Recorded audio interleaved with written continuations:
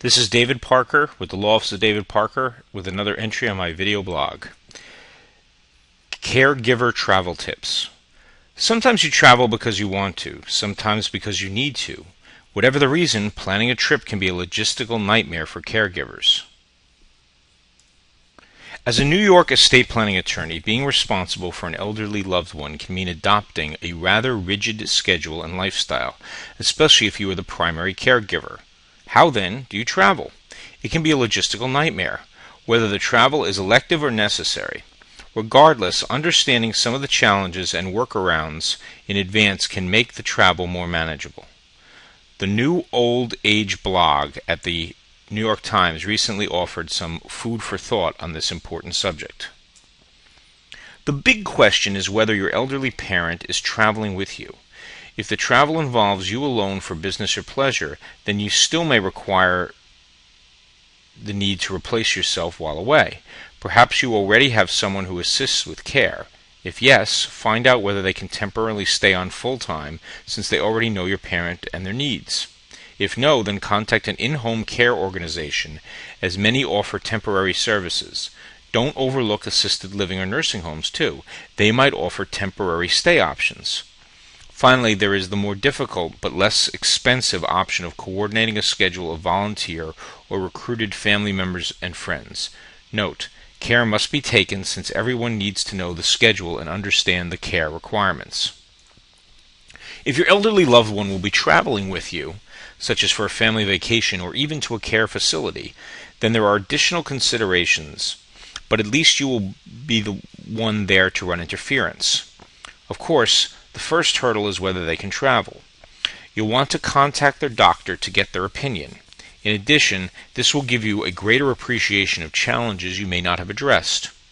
While you're at it, medications ought to be first and foremost on your mind. Running low on medication mid-trip can be risky at best and deadly at worst.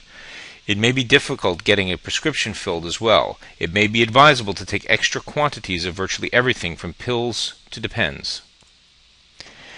In regards to other details, making schedules for everything to maintain consistency from meals to rest breaks to bathroom breaks. Remember, when flying, consider asking for a wheelchair in the terminal even if it is not expressly needed. Why? The wheelchair can help make transporting your elderly loved one much easier, and on many airlines it can help you get to the front of the line when boarding. While the original post has even more specific ideas and instructions, the general rule of thumb is to think about the little details and to plan for them. Whether you're leaving your elderly loved one at home or you're traveling together, it will make a world of difference. I'm David Parker with the Law Office of David Parker. I'm an estate planning and elder law attorney. Giving and receiving, the charitable gift annuity. I'm David Parker with the Law Office of David Parker, and I'm an estate planning and elder law attorney. How does a retiree replace the interest income from a certificate of deposit paying more than 5% when the rate on a new CD is 1.3%? One solution: donating the principal to a non-profit in the form of a charitable gift annuity in exchange for a lifetime of fixed annuity payments. Remember the good old days, when you can invest in a certificate of deposit, CD, and the bank would actually pay you something called interest on your deposit? No, really, I kid you not. Obviously, I'm being a little facetious, but you get the point. It's hard enough to make money these days, let alone accumulate wealth. When you're interested in a New York asset protection or any type of planning, as a New York estate planning attorney, there are some legal strategies that can assist you. Let's say you're retired and you're looking for a place to put your money to work, and you need more of a return on that money than the banks are paying on the CDs. Also, you're intending to leave a bequest from your estate to support your favorite charity. Here is a win-win idea to consider, especially if you are charitably inclined. Invest in a charitable gift annuity. Recently, none other than the Wall Street Journal ran an article on this very subject entitled "Earning Income by Making a Gift." Here's how it works. Give the money to your favorite charity instead of to your favorite bank. However, you may give and receive when you make the gift to charity in exchange for charitable gift annuity. Ultimately, you'll be giving what remains of that charitable gift to the charity at the time of your death. However, in the interim, you'll receive the fixed and predictable stream of income over your lifetime. The most important detail is that the annuity rate is determined by your age rather than national interest rates. That means a couple at age 65 would receive around a 4.7% yield, and a couple at age 75 would get a 5.7%. Individuals at age 65 and 75 respectively would receive even higher yields at 5.3 and 6.5%. Further, the money is tax-friendly. The yield is largely tax-free, and the initial charitable donation offers a sizable upfront tax deduction. Some savvy life insurance planning can even replace the value of the assets contributed to the annuity for your loved ones. How? With the increased return on your money via the charitable gift annuity, you may find enough left over to pay the life insurance premiums. A charitable gift annuity can help you support yourself, provide for your heirs via the life insurance wealth replacement and your favorite charity all in one fell swoop. Nevertheless, it can be a little tricky. Ensure that your charity can support a charitable gift annuity. Not all can. Look before you leap is a good piece of advice here. Check out the American Council on Gift Annuities website. But remember two important caveats. First, a charitable gift annuity locks you into that rate for your lifetime. So what is competitive now may not and should be national interest rates rise, the yield will no longer be as competitive. Some regard this as unlikely, especially in the short term, i.e. Ben Bernanke, chairman of the Federal Reserve, has said interest rates will be suppressed for another 2 years. Second, if the charity itself could suffer economic hardship and thereby be unable to meet their annuity obligations and cease payments. This is a real possibility. Charitable gift annuities are not backed by the government like CDs. Clearly then, if a charitable gift annuity is right for you, then it will take some research and proper planning to pull off well.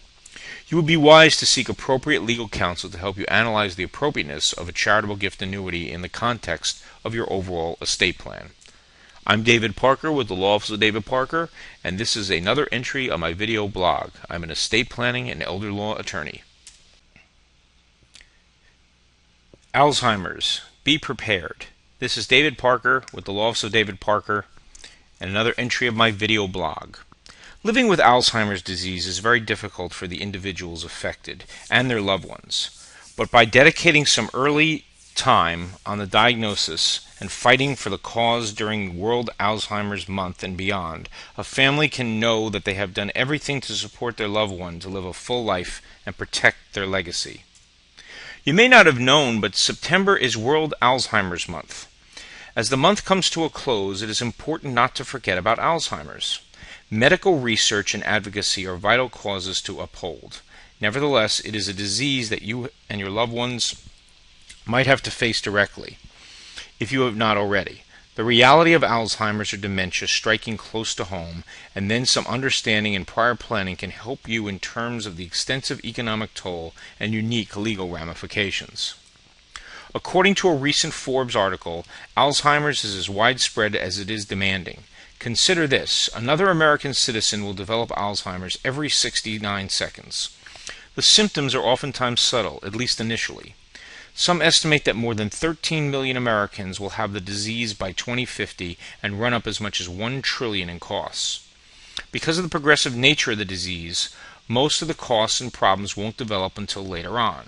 As a New York estate planning attorney, I know that significant planning must take place at the time of diagnosis, if not anticipated beforehand. So what is the scope of this significant planning, and how does it affect New York asset protection? First, you will need to secure medical care, both for now and for the future. That means fundamental financial planning needs to be addressed to include securing government benefits like Medicare and Social Security disability insurance. Second, because of Alzheimer's progressive cognitive degeneration, estate planning must occur early in the process to secure and protect family assets. Fundamentally, it is important to understand that Alzheimer's is not the same as other diseases. Through it all, competent counsel will be necessary to properly assess the needs and possibilities, as well as to ensure that everything is in place when needed most. I'm David Parker with the Law Office of David Parker. I'm an estate planning and elder law attorney. This is David Parker with the Law Office of David Parker, and another entry on my video blog, Patent Protection, the America Invents Act. Under the America Invents Act, we now have a similar 19th century style legal regime in which the fleet-footed, not necessarily the fleet-minded, are granted the legal rewards of exclusive ownership. If you're a small business owner and an entrepreneur, then you ought to check out the new patent law and the most major changes to it in some 60 years. With the stroke of a pen, President Obama recently signed the America Invents Act into law. You may not have heard much about it in the media because both parties agreed to it. While the devil is in the details and many remain to be seen, many regard the law as less than favorable to entrepreneurs. The biggest change is that instead of being the first to invent the system, i.e. where the patent rights go to whoever can prove they created the idea or product first, we are moving to a first-to-file system. Soon the patent will go to whoever gets the idea to the patent office first, and in a digital age, that is a race where every second counts. As a recent Forbes article points out, this is much more of a challenge to the entrepreneur, especially the technology entrepreneur, because it makes idea theft more likely. In turn, it forces innovators to be more closed about their ideas, out of fear. Prior to the new law, getting an idea right and getting it out there have always been a social process involving communication. For one, think of how dangerous a trade show might be for an entrepreneur. Similar systems have been in place in Canada and Europe for years, and there's evidence that it has not been good for small business. What to do? According to another recent article, this one from Smart Business, it's important to remember that you are in a race. Indeed, it's much like the land grabs of the early 19th century, and that's probably one comparison to a pioneer that an entrepreneur might like to avoid. It will be important to reassess how you deal with your ideas, whether you are an individual or you have employees working on developing their own ideas. You no longer have the option of sitting on a good idea. The lifeblood of small business is often innovation, and more so, the security of your business now might lie in speed. More information about the law and specific problems can be found in each of those articles, as well as in other sources. According to the American Invents Act, the race is on as of January 1st, 2012. I'm David Parker with the Law Office of David Parker. I'm an estate planning and elder law attorney. This is David Parker with the Law Office of David Parker and another entry on my video blog, Executors Beware. Being asked by friends or family to be executor of an estate is a big honor, but the warm feelings can vanish once the job starts. As a New York estate planning attorney, I know that choosing an executor can be a difficult task, and in no small part this is because it means finding someone you trust to do as you would do. Oftentimes it is a gesture of trust and respect made to a friend or family member. Neither the estate planner nor the would-be executor ought to forget, however, that serving as executor can be a fairly difficult role to play. The Wall Street Journal recently offered some practical insights and advice on the topic, noting that to be named executor is both an honor and a pain. Simply put, the executor administers a decedent's last will and testament through the probate, navigating the many twists and turns of that court process. Administration involves accounting for assets, paying for bills, and distributing assets in accordance with the terms of the last will. The process typically takes time too. It can mean up to several years for larger estates, and during that time the executor must keep up with the associated laws, tax code changes, and financial investments, or else intelligently delegate such responsibilities to professionals. It means that a non-professional can do the job, but perhaps not an amateur. You have to know your abilities and have confidence. To top it off, the compensation for being an executor is often meager, given the heavy workload, and is regulated by state laws. The biggest problem an executor will face, by and large, is a shifting relationship with the family. Money can make people antsy or even belligerent, even if the terms are clear in the last will, and that's something an executor might have to bear. This is especially true of family members turned executors who may face soured relationships at family functions. Accordingly, that can make for some awkward moments around the Thanksgiving table. Practically speaking, to serve as an executor, you must anticipate the challenges ahead of time, prepare for them, and remain organized. Indeed, organization is essential throughout the probate process to include separating yourself into two roles, executor and family member, friend. While planning your estate and settling on an executor, consider alerting your would-be executor your decision ahead of time. Doing so will allow them to prepare for the role and perhaps even get directions from you personally. For more advice and anecdotes, you can read the original article here, but to get a better idea of the challenges, it is best to watch some of the probate videos on my website. This is David Parker with the Law Office of David Parker. I'm an estate planning and elder law attorney.